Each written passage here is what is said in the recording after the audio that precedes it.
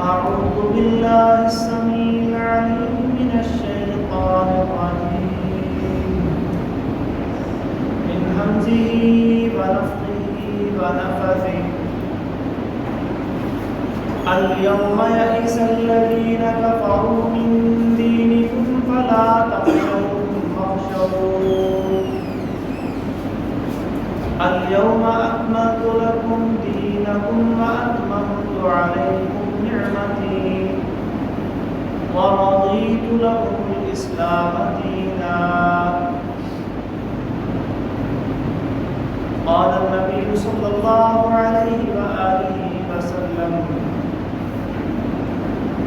إن دماءكم وأموالكم وأعراضكم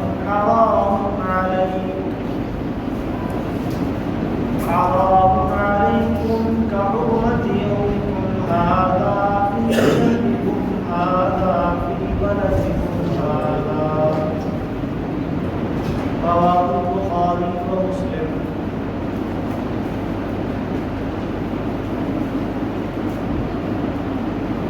اللہ رب العالمین نے حج بیت اللہ کی صورت میں اسلام کا ایک بنیادی رکن صاحب استطاعت مسلمانوں پر فرض کیا ہے. دین اسلام میں زندگی میں ایک بار حج کرنا فرض ہے، عمرہ کرنا ایک مرتبہ فرض ہے. جب حج فرض ہوا تو ہجرت کا 9واں سال تھی. اس سال نبی اکرم صلی اللہ علیہ وسلم نے خود تو حج نہیں فرمایا،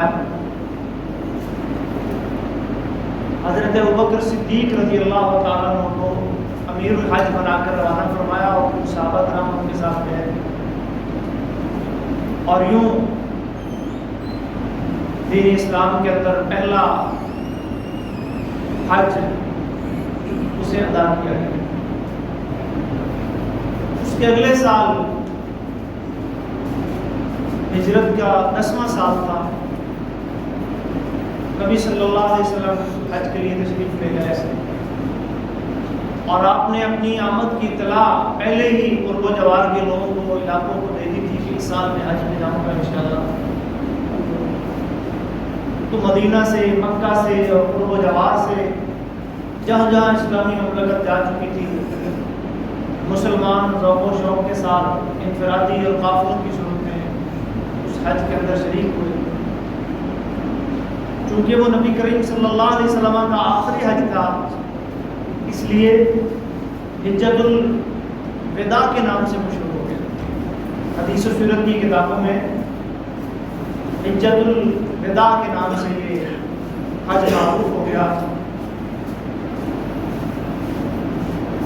اور آپ صلی اللہ علیہ وسلم نے اس موقع پر ایک بڑا ہی جامع پر اثر خطبہ ارشاد فرمایا. ذوالحجہ کی 9 تاریخ کو حجاج کرام میدان عرفات میں جمع ہوتے ہیں اور پھر وہاں حج کا ایک خطبہ دیا جاتا ہے. چونکہ اس سال جو حج ہو رہا تھا آج سے تقریباً 1434 برس قبل، اس کے امیر آپ بھی تھے، وہ آپ کی زیر قیادت ہو رہا تھا. خطبہ بھی آپ نے ارشاد فرمایا اور اس خطبہ میں نبی اکرم صلی اللہ علیہ وسلم نے پورے دین اسلام کا نقشہ وہ امت کے سامنے، انسانیت کے سامنے رکھا. عقائد، عبادات، اخلاقیات، معاملات اور دیگر جو اہم بنیادی چیزیں تھیں سب کو اجمالی انداز میں بیان فرمایا. اس کو حجۃ الوداع اس لیے بھی کہا جاتا ہے کیونکہ اسی خطبے میں آپ صلی اللہ علیہ وسلم نے بھی فرمایا تھا لعلی لا القاکم بعد عامی سکتا ہے اس سال کے بعد میری اور تمہاری ملاقات نہ ہو سکے، کیونکہ نبی مکرم صلی اللہ علیہ وسلم کو اللہ کی طرف سے کچھ ایسے اشارے ملنا شروع ہو گئے تھے جس سے آپ کو پتہ چل چکا تھا کہ میری دنیا سے رحلت اور دنیا سے واپسی کا سفر بہت قریب آ رہا ہے۔ تو اس لیے صحابہ کرام کو آپ نے خطبہ کے آغاز میں ہی متنبہ فرمایا، خبردار کیا، حج کے مناسک جیسے جیسے میں کروں گا، خذوا عنی مناسککم، مجھ سے سیکھ لو، مجھ سے لے لو، کیونکہ یہ پہلا حج تھا جو آپ صلی اللہ علیہ وسلم ادا فرما رہے تھے۔ اس سے پہلے زمانہ جاہلیت میں حج تو ہوتا تھا، لیکن وہ اس میں بہت سی جاہلی چیزیں شامل ہو گئی تھیں۔ تو آپ صلی اللہ علیہ وسلم کو اللہ تبارک و تعالیٰ نے کچھ ایسے اشارے دے دیے تھے جس سے آپ کو پتہ چل چکا تھا کہ یہ میرا آخری حج ہے، اور اللہ تبارک و تعالیٰ نے میرے ذمے جو کام لگایا تھا دین اسلام کی تبلیغ کا اور اللہ کے پیغام کو انسانیت تک پہنچانے کا جو پیغام اور جو کام میرے ذمے لگایا تھا اللہ تعالیٰ نے، وہ پورا ہو چکا ہے۔ تو جب جس انسان کو جس مقصد کے لیے بھیجا جایا وہ کام پورا ہو جائے تو پھر اسے واپس تو جانا ہوتا ہے۔ تو اس لیے آپ صلی اللہ علیہ وسلم نے صحابہ کو مخاطب کر کے فرمایا کہ ہو سکتا ہے میری اور تمہاری ملاقات اس سال کے بعد نہ ہو سکے۔ اور اسی موقع پہ اللہ تبارک و تعالیٰ نے قرآن مجید کی ایک عظیم آیت نازل فرمائی، سورۃ المائدہ کی آیت نمبر 3۔ جب آپ عرفات کے میدان میں خطبہ ارشاد فرما رہے تھے، اس سے آگے پیچھے یہ آیت نازل ہوئی، اور اس میں اللہ تبارک و تعالیٰ نے تکمیل دین کا اعلان کیا ہے۔ الیوم یئس الذین کفروا من دینکم، آج کافر لوگ تمہارے دین سے مایوس ہو چکے ہیں۔ پہلے انہوں نے بڑا زور لگایا کہ کس طرح تمہیں تمہارے دین سے پھیر دیں، تمہیں دوبارہ بت پرستی شرک کی طرف لے جائیں۔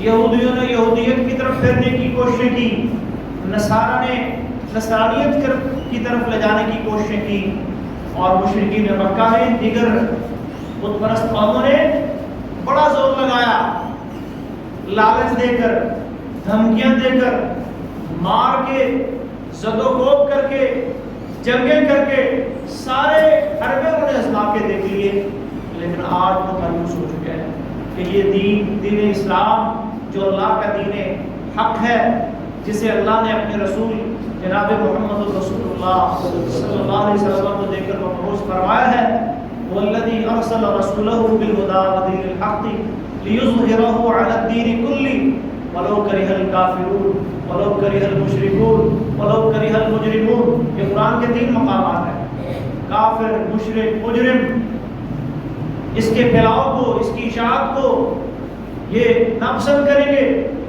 لیکن یہ چونکہ دین حق ہے اور اللہ نے اپنے سچے نبی کے ذریعے سے دنیا میں بھیجا ہے، یہ غالب آ کر رہے گا، یہ پھیل کر رہے گا، جو دنیا کے ایک ایک چپے، ایک ایک گوشے، ایک ایک علاقے میں پہنچے گا۔ الاسلام یعلو ولا یعلی علیہ، یہ سربلند ہوگا، یہ مغلوب نہیں ہوگا۔ اللہ فرما رہے ہیں الیوم یئس الذین کفروا من دینکم، آج کافر مایوس ہو چکے ہیں، آج ان کی کوششیں، ان کی کاوشیں، ان کی محنتیں سب ضائع ہو چکی ہیں۔ فلا تخشوہم، لیکن وہ اپنی ان کوششوں سے باز نہیں آئیں گے۔ حق اور باطل کا یہ معرکہ یہ جاری و ساری رہے گا۔ اسلام کے دین کے، محمد الرسول اللہ صلی اللہ علیہ وسلم کے دشمن اس دین کو نیچا دکھانے کے لیے، مسلمانوں کو بدزن اور بددل کرنے کے لیے وہ اپنا پورا زور لگاتے رہیں گے۔ فلا تخشوہم، اللہ فرما رہے ہیں لیکن تم نے ان سے ڈرنا نہیں ہے۔ وخشونی، تم نے کس سے ڈرنا ہے؟ خود سے ڈرنا ہے۔ مجھ رب العالمین کا ڈر تمہارے دلوں میں ہونا چاہیے۔ الیوم اکملت لکم دینکم، اور آج میں نے تمہارے لیے تمہارا دین مکمل کر دیا۔ وَأَتْمَمْتُ عَلَيْكُمْ نِعْمَتِي، اور تم پر اپنی نعمت کو پورا کر دیا. وَرَضِيتُ لَكُمُ الْإِسْلَامَ دِينًا، اور اسلام کو تمہارے لیے دین پسند فرما لیا.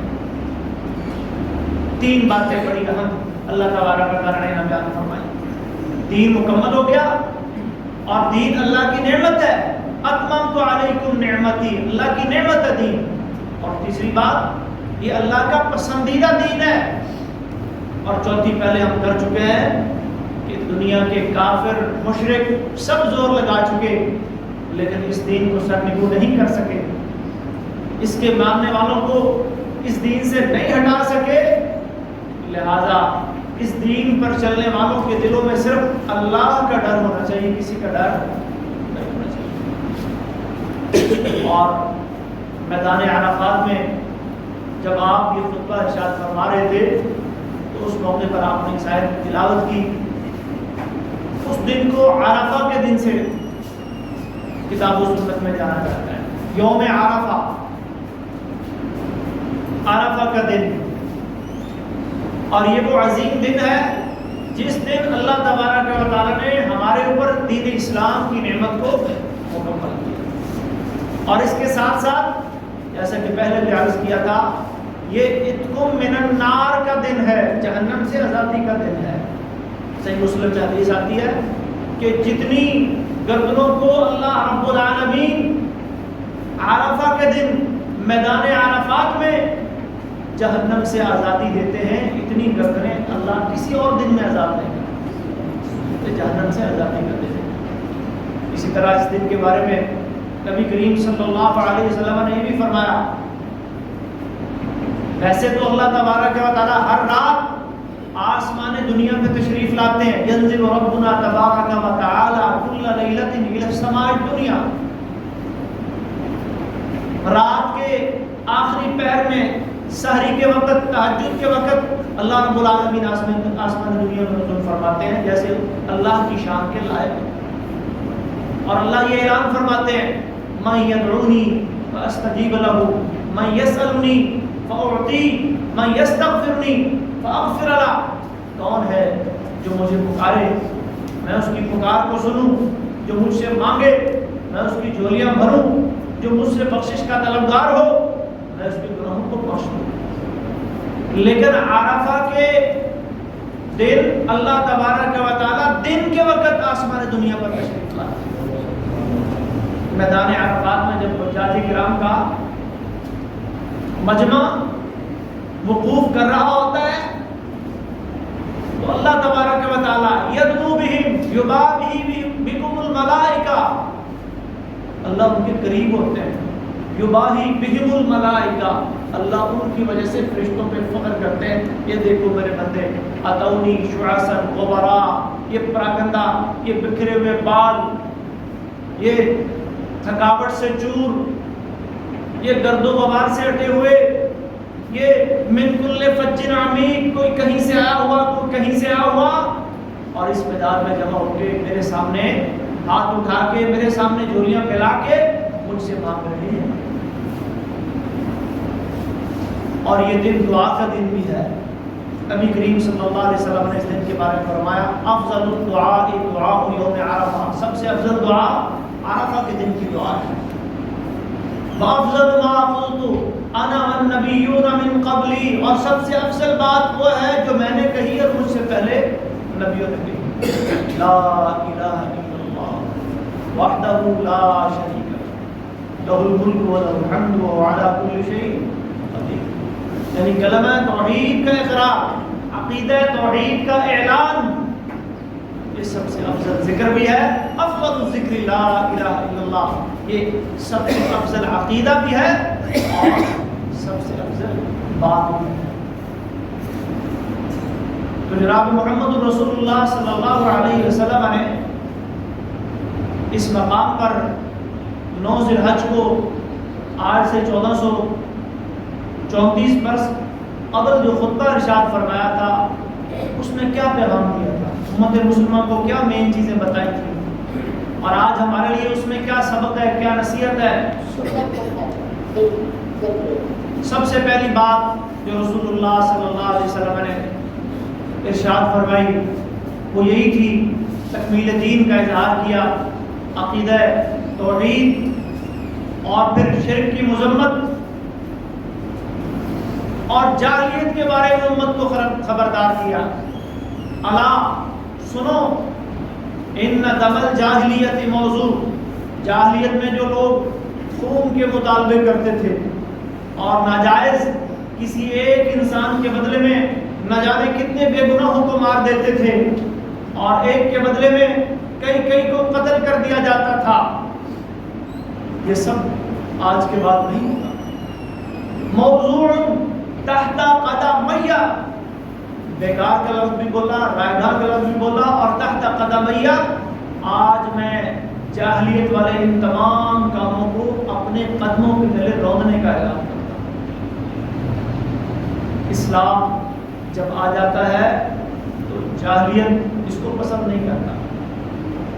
ایک جگہ اللہ قرآن میں فرماتے ہیں افحکم الجاہلیت یبغون ومن احسن من اللہ حکما لقوم یوقنون، کیا یہ جاہلیت کا فیصلہ چاہتے ہیں؟ اللہ سے بڑھ کر فیصلہ کرنے والا کون ہے؟ اس قوم کے لیے جو یقین رکھتی ہے۔ جاہلیت انسان کی باتوں میں بھی ہوتی ہے، انسان کے کردار میں بھی ہوتی ہے، انسان کے اعمال میں بھی ہوتی ہے، انسان کے عقیدے میں بھی ہوتی ہے۔ صحیح بخاری کے اندر کتاب الایمان میں ایک حدیث ہے، ابو ذر غفاری رضی اللہ تعالیٰ عنہ نے ایک دفعہ کسی انسان کو اس کی ماں کے کالے رنگ کی وجہ سے عار دلائی، کہا کہ تیری ماں کا رنگ کالا تھا، اے کالے رنگ کی عورت کے بیٹے۔ رسول اللہ صلی اللہ علیہ وسلم نے یہ بات سنی تو فرمایا انک امرؤ فیک جاہلیہ، اے ابن مسعود یہ جو تو نے بات کی ہے یہ جاہلیت والی بات ہے۔ اسی طرح قرآن کریم میں سورہ احزاب کے اندر اللہ تبارک و تعالیٰ نے امت کی ماؤں بہنوں اور بیٹیوں کو مخاطب کرتے ہوئے ارشاد فرمایا وَلَا تَبَرُّجْنَا تَبَرُّجَ الْجَاهِلِيَّةِ الْأُولَى، جس طرح زمانہ جاہلیت کے اندر لوگ عورتیں بے پردہ ہو کر اپنے جسم کے حصوں کی نمائش کرتے ہوئے باہر نکلا کرتی تھی اور لوگوں کو مائل کرتی تھی، لوگوں کی طرف مائل ہوتی تھی، اے امت کی بیٹیوں، اے امت کی ماں اور بہنوں، یہ پیغام آپ کے لیے ہے اللہ کا، ولا تبرجنا، یہ جاہلیت والا باہر نکلنا بن سور کے سچ سور کے اور لوگوں کو دکھانا جاہلیت والا کام، یہ کام تم نے نہیں کرنا۔ اور جاہلیت والا کام اللہ کو کتنا ناپسند ہے، صحیح بخاری کے اندر حدیث آتی ہے، عبداللہ ابن عباس رضی اللہ تعالیٰ عنہ بیان کرتے ہیں ابغض الناس الی اللہ ثلاثہ، تین بندے اللہ کو انتہائی ناپسند، ملحد فی الحرم، ایک حرم کے اندر کسی گناہ کا ارتکاب کرنے والا، دوسرا مبتغ فی الاسلام سنت الجاہلیہ، اسلام کے اندر جاہلیت والا راستہ ڈھونڈنے والا، اسلام کے اندر جاہلیت کے کسی رواج کو، کسی روایت کو داخل کرنے والا، اور تیسرا فرمایا وَمُطَّلِبُ دَمِ امْرِئٍ بِغَيْرِ حَقٍّ لِيُحْرِقَ دَمَهُ، کسی انسان کا ناحق خون بہانے والا۔ یہ تین افراد اللہ کو انتہائی ناپسند ہیں۔ تو جاہلیت والے جتنے بھی کام ہیں، صحیح مسلم کی ایک حدیث میں نبی صلی اللہ علیہ وسلم نے چار کاموں کے بارے میں فرمایا، اربع من امتی، میری امت کے چار کام ایسے کہ وہ جاہلیت پر مبنی کام ہے، لا یترکونہن، لیکن لوگ نے چھوڑیں گے نہیں، الفخر فی الاحساب، اپنے حسب و نسب پہ فخر کرنا، والطعن فی الانساب، اور دوسروں کے خاندان قبیلے برادری میں عیب نکالنا، طعنہ زنی کرنا، تنقید کرنا، والاستسقاء بالنجوم، ستارہ پرستی، یہ ستاروں سے اور نقشوں اور ذائچوں سے اپنے حال اور مستقبل کا پتہ چلوانا اور یہ ستارہ پرستی کے پیچھے چلنا، والنیاحہ، اور اگر کوئی فوت ہو جائے تو اس پر نوحہ کرنا۔ فرمایا یہ چار کام جاہلیت کے لا یترکون، میری امت کے افراد نہیں چھوڑیں گے۔ اور بدقسمتی سے ہم مبتلا ہیں، ہمارے معاشرے کی اکثریت اس میں مبتلا ہے۔ یہ جاہلیت پر مبنی کام ہے، اور جاہلیت وہ گناہ ہے، وہ برائی ہے جس کے بارے میں رسول اللہ صلی اللہ علیہ وسلم نے خطبہ حجۃ الوداع میں فرمایا کہ آج میں جاہلیت کے سارے کاموں کو اپنے قدموں کے تلے روکنے کا اعلان کرتا ہوں۔ اور ہم بڑے فخر سے اور بڑے جناب صاحب اپنے اسٹیٹس کو سنبھالتے ہوئے ان چیزوں کو اپنے گلے سے لگا رہے ہوتے ہیں، میری جی فلاں قوم ہے، میری فلاں برادری ہے، اور فلاں ایسا ہے، اور فلاں ایسا ہے، اور میرے ستارے یہ کہتے ہیں اور میرے ستارے کیا کہتے ہیں۔ تو یہ چیزیں جاہلیت پر مبنی ہیں۔ تو یہ پہلا پیغام ہے خطبہ حجۃ الوداع کا کہ جاہلیت پر مبنی اور بھی بہت سارے کام ہیں، تفاصیل ہیں، ان تمام کاموں کو جو جاہلیت پر مبنی ہیں ہمیں ترک کرنا ہوگا۔ یہ رسول اللہ صلی اللہ علیہ وسلم نے خطبہ حجۃ الوداع میں پیغام دیا۔ تیسرا پیغام رسول اللہ صلی اللہ علیہ وسلم نے خطبہ میں یہ دیا کہ کتاب و سنت یہ دین کا بنیادی مصدر ہے، یہ دین کا بنیادی ماخذ ہے، اسی کے مطابق تم نے چلنا ہے، اس سے نہیں ہٹنا۔ ترکت فیکم شیئین، یہ حدیث آپ نے اسی خطبے میں بیان فرمائی، ترکت فیکم امرین، دو چیزیں، دو باتیں تمہیں دے کے جا رہا ہوں، کتاب اللہ سنت رسولی، اللہ کی کتاب اور اس کے رسول کی سنت۔ یعنی دین کا بنیادی مصدر اور ماخذ کتاب اللہ اور سنت رسول کو بنانا ہے۔ اقوال کو، آراء کو، اپنی عقل کو، ان چیزوں کو آپ نے دین کا مصدر اور ماخذ نہیں بنانا۔ یا اللہ کی بات سے دین لینا ہے یا محمد عربی صلی اللہ علیہ وسلم کے فرمان سے دین لینا ہے۔ اگر اس منہج پر کھڑے رہو گے گمراہیوں سے بچے رہو گے، اختلافات سے بچے رہو گے۔ فَإِنَّهُ مَن يَعِشْ مِنكُم بَعْدِي فَسَيَرَى اخْتِلَافًا كَثِيرًا فَعَلَيْكُم بِسُنَّتِي وَسُنَّةِ الْخُلَفَاءِ الرَّاشِدِينَ۔ اختلافات سے بھی یہی کتاب اللہ اور سنت رسول کی جائیں۔ وَلَن يَتَفَرَّقَا حَتَّى يَرِدَ عَلَيْهِ الْحَوْضُ، اور قیامت تک کے لیے دین کے بنیادی مصدر یہی دو چیزیں ہیں، اعتصام بحبل اللہ والاعتصام بسنت نبی، اللہ کی رسی کو، کتاب اللہ کو اور رسول اللہ صلی اللہ علیہ وسلم کی سنت کو مضبوطی سے پکڑ لینا ہے۔ خطبہ حجۃ الوداع میں ایک پیغام نبی مکرم صلی اللہ علیہ وسلم نے دیا۔ زمانہ جاہلیت میں لوگوں نے قوموں کو، افراد کو طبقات کے اندر تقسیم کر رکھا تھا۔ زبان کے طبقے الگ تھے، رنگ کے طبقے الگ تھے، قوم قبیلے کے طبقے الگ تھے، امیری اور غریبی کے درجات الگ تھے، مختلف طبقات کے اندر انسانیت بٹی ہوئی تھی۔ یا ایھا الناس انا خلقناکم من ذکر و انثی وجعلناکم شعوبا وقبائل لتعارفوا۔ یہ قومی قبیلے تو اللہ نے پہچان کے لیے بنائے۔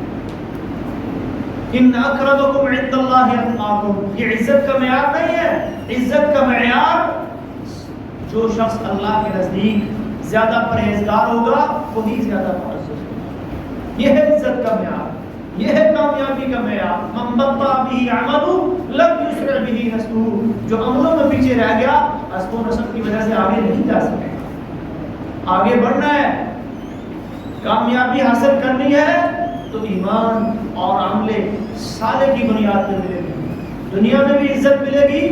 ان اکرمکم عند اللہ اتقاکم وللہ العزت ولرسولہ وللمؤمنین ولكن المنافقین لا يفقهون لا يعلمون۔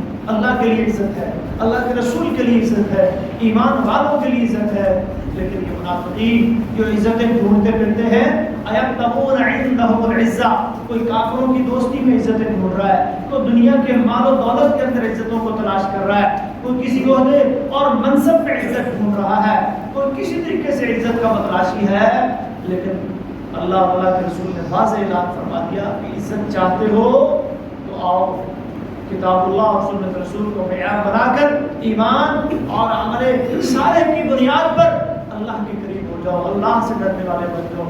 جو شخص جتنا زیادہ اللہ سے ڈرنے والا ہوگا اس کا مقام و مرتبہ اللہ کے ہاں اتنا ہی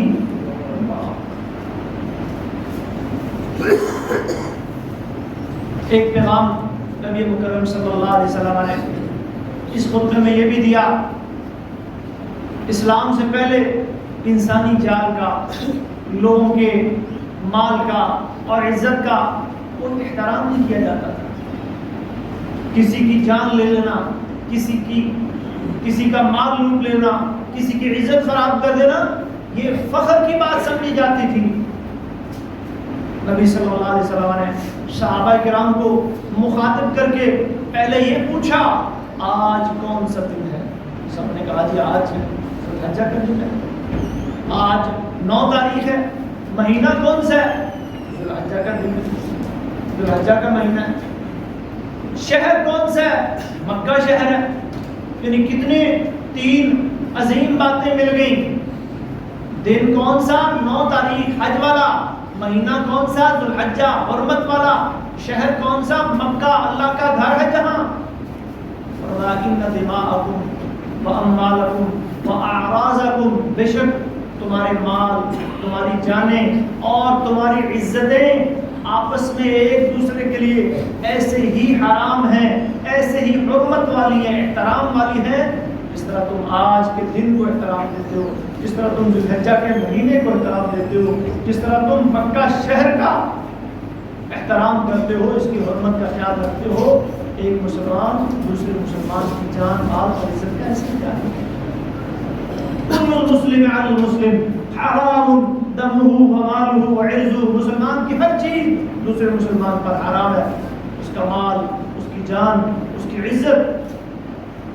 کسی شخص کو کوئی حق حاصل نہیں ہے کہ وہ کسی دوسرے کی جان لے، اس کا مال لوٹے۔ لا تأکلوا اموالکم بینکم بالباطل، اپنے اموال آپس میں باطل طریقے سے مت کھاؤ۔ لا یحل مال امرئ مسلم الا بطیب نفس منہ، کسی مسلمان آدمی کا مال لینا اس کی دل کی رضا اور خوشنودی کے بغیر جائز نہیں۔ لوگ دلوں کے نار ہڑپ کر جاتے ہیں، لوگ زمینوں میں قبضے کرنے اور زمینیں ہتھیانے کے لیے جھوٹے مقدموں میں لوگوں کو الجھا دیتے ہیں اور پرواہ نہیں کرتے۔ صحیح بخاری کی حدیث ہے، نبی صلی اللہ علیہ وسلم نے فرمایا، من ظلم قید شبر، جس شخص نے ظلمن ایک بالش زمین بھی کسی کی لی، تو بقہ یوم القیامہ، قیامت کے دن اسے 7 زمینوں کا توق پہنایا جائے۔ ایک بالش زمین 9 انچ بنتی، کتنی زمین ہے ایک بالش؟ کسی کا مال، کسی کی جان اور کسی کی عزت، اس پہ حملہ کرنے کا مجھے یا آپ کو کسی کو کوئی حق حاصل نہیں ہے۔ اسلام دیکھیں احترام کیسے دیتا ہے۔ خواتین کے حوالے سے نبی مکرم صلی اللہ علیہ وسلم نے خصوصی بات ارشاد فرمائی، استوصوا بالنساء خیرا، امت کی خواتین کے بارے میں تمہیں خیر خواہی کی تلقین کرنا، ان کا خاص خیال رکھنا ہے۔ کیونکہ زمانہ جاہلیت میں عورت کو بھی کوئی حیثیت نہیں دی جا سکتی، کمی اور کم ترین درجہ جو ہے اس کو دیا جاتا تھا، مال وراثت کی طرح اسے تقسیم کیا جاتا تھا۔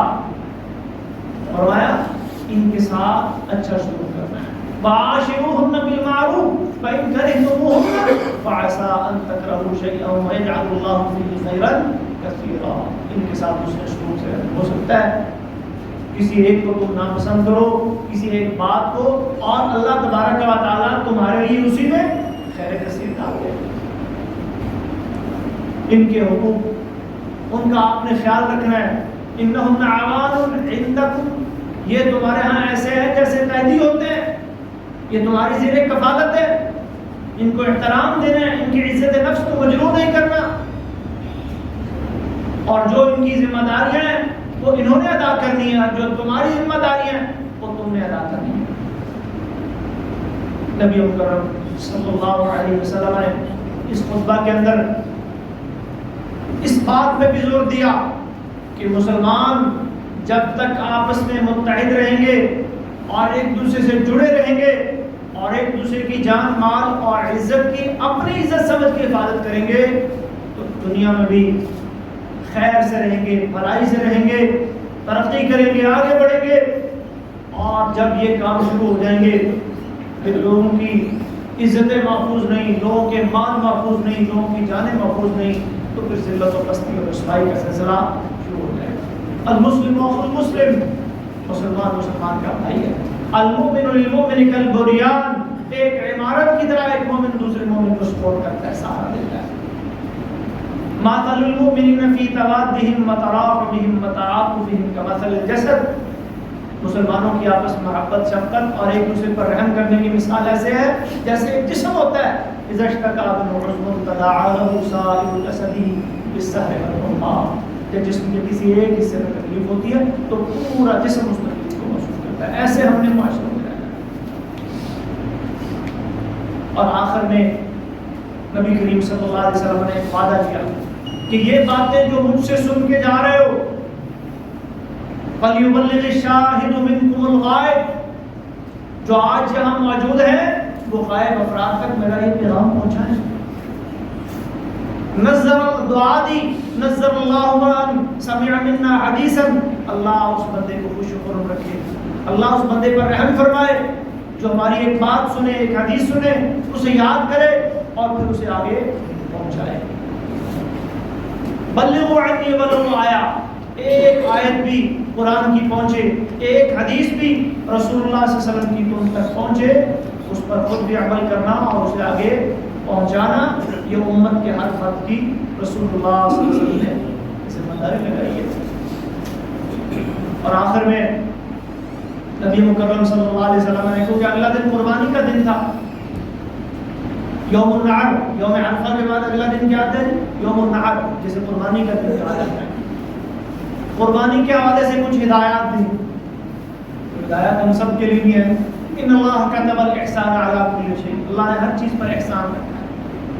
فَإِذَا قَتَلْتُمْ فَأَحْسِنُوا الْقِتْلَةَ وَإِذَا ذَبَحْتُمْ فَأَحْسِنُوا الذِّبْحَ، جب تم قتل کرو اچھے طریقے سے قتل کرو، کسی جانور کو ذبح کرو اچھے طریقے سے ذبح کرو۔ ایک صحابی آیا اور کہنے لگا اللہ کے رسول، جب میں بکری ذبح کرنے کے لیے لوٹاتا ہوں تو مجھے اس پہ ترس آ جاتا ہے، رحم آ جاتا ہے۔ رسول اللہ فرمانے لگے اگر تو اس پہ رحم کرتا ہے تو اللہ تجھ پہ رحم فرمائے۔ تو بڑی شفقت کے ساتھ، بڑے احترام کے ساتھ قربانی کے جانور کو قبلہ کو لٹا کر، اور اس کے سامنے چھریاں بھی تیز نہیں کرنی۔ رسول اللہ صلی اللہ علیہ وسلم نے آدمی کو دیکھا وہ جانور کو لٹا کے سامنے چھریاں تیز کر رہا تھا، فرمایا اتريد ان تميتها موتات، کیا تو چاہتا ہے اسے کئی موتوں سے گزارے؟ ایک موت جس سے وہ جانور اب گزر رہا ہے، جس کے سامنے تو چھریاں تیز کر رہا ہے، اور ایک موت وہ ہوگی جب تو اس کے گلے میں چھری چلائے گا۔ تو یہ کام پہلے کرنے کے، جانوروں کو بے دردی سے گرانا، لٹانا اور ان کے سامنے چھریاں تیز کرنا، یہ رحم کے منافی ہے، اس سے اجتناب کریں۔ اور اس کے ساتھ ساتھ جو عیب اللہ کے نبی نے بیان فرمائے ہیں کہ وہ جانوروں کے اندر نہ ہو، پچھلے جمعہ میں اس کی تفصیل آپ لوگوں نے سنی، کان سے کٹا ہوا نہ ہو، آنکھ سے کالا نہ ہو، سینگ ٹوٹا ہوا نہ ہو، اور واضح طور پر بیمار نہ ہو، اور لاغر دبلا پتلا ہڈیوں کا مجموعہ نہ ہو، وہی ساری کمزوریاں محترم بھائیوں ہم نے اپنے اندر بھی دیکھی کہ کہیں میں صراط مستقیم سے ہٹا ہوا تو نہیں، میرے کان، میری آنکھیں، میری زبان اللہ کی معصیت و نافرمانیاں تو نہیں کر رہی، کیونکہ اصل قربانی خواہشات نفس کی قربانی ہے۔ والمجاہد من جاہد نفسہ فی طاعت اللہ، مجاہد وہ ہے جس نے اپنے آپ کو اللہ کی اطاعت میں لگا دیا۔ اللہ ہم سے اطاعت چیک کرنا چاہتے ہیں۔ جانور تو ذبح ہو گیا، اللہ کے جناب میں پہنچ گیا، لیکن میں کیسا ہوں، ذبح کرنے والا کیسا ہے؟ کیا وہ اس اسٹیج پہ کھڑا ہے، اس میں بھی کچھ بہتری آئی ہے؟ یہ اس کی جان تو ختم ہو گئی، یہ اللہ کے پاس چلا گیا، پہنچ گیا، لیکن مجھے ابھی اللہ نے مہلت دی ہے، میرے پاس ابھی چانس ہے، زندگی کی سانسیں ابھی میری چل رہی ہیں، میرے پاس موقع ہے، میں اپنے آپ کو بدل لوں، میں اپنے اندر بہتری پیدا کروں۔ اور آخری بات عرفہ کے دن کے روزہ کے حوالے سے ہے۔ نبی صلی اللہ علیہ وسلم نے اس روزہ کی بڑی ترتیب اور فضیلت بیان فرمائی ہے کہ انسان کے 2 سال کے گناہوں کا کفارہ ہو جاتا ہے۔ یہ روزہ کس دن رکھنا چاہیے؟ اسلامی مہینے اور اسلامی عبادات ان کا تعلق چاند کے ساتھ ہے۔ جیسے ہم رمضان کے روزے رکھتے ہیں چاند دیکھ کر، عید کرتے ہیں چاند دیکھ کر، عقیقہ کرتے ہیں تو چاند کے اعتبار سے جو 7واں دن بنتا ہے۔ عدت کے مسائل ہیں، عورت جو ہے وہ 4 ماہ 10 دن کی عدت گزارتی، خامد کی وفات کے بعد انگریزی مہینوں کے حساب سے نہیں گزارے گی، چاند کے 4 مہینے 10 دن کے حساب سے گزاریں گے. تو ہمارے شریعت کے تمام مسائل ان کا تعلق قمری نہیں ہے. اب چاند کا اعتبار جس علاقے میں لوگ رہ رہے ہیں اسی کے حساب سے. جیسے ہم رمضان میں اپنے چاند کا اعتبار کرتے ہیں، اسی طرح ہم عرفہ کے حوالے سے بھی اپنے چاند کا اعتبار کریں گے. جس دن ہمارے ہاں 9 ذی الحج ہوگی یعنی بدھ کے دن، ہم اس دن کے اعتبار سے عرفہ کا روزہ رکھیں گے، اور وہی دن ہمارے لیے جو ہے وہ انشاءاللہ 2 سال کے گناہوں کا کفارہ ہوگا. کیونکہ دنیا میں بعض مقامات ایسے بھی ہیں کہ جہاں پر جب ادھر حج ہو رہا ہوتا ہے رات ہوتی، کئی لوگ کہتے ہیں جی عرفات کا تعلق تو عرفہ سے ہے، تو عرفہ تو اسی دن ہوگا جس دن حج ہو رہا ہے. تو بعض دنیا میں مالک ایسے بھی ہے جہاں پر اس وقت رات ہوتی ہے، اور یہ تو اب ہمیں پتہ چل رہا ہے نا کہ آج وہاں عرفہ ہے، وہاں روزہ ہو رہا ہے. میڈیا کے ذریعے، ذرائع ابلاغ کے ذریعے 100 150 200 سال پیچھے چلے جائیں، پتہ ہی نہیں ہوتا تھا وہاں کیا ہو رہا ہے. اس وقت لوگ کس کو معیار بناتے تھے؟ اپنے چاند کو. تو اپنے چاند کو ہی معیار بنانا یہ افضل اور راجح ہے. اپنے چاند کو معیار بنا کے روزہ رکھیں اور اللہ سے اجر و ثواب کی امید رکھیں. اللہ ہم سب کو عمل کی توفیق عطا فرمائے. وآخر دعوانا ان الحمد للہ رب العالمین. واقول قولی ھذا استغفر اللہ لي ولكم ولسائر المؤمنین واستغفروه انه هو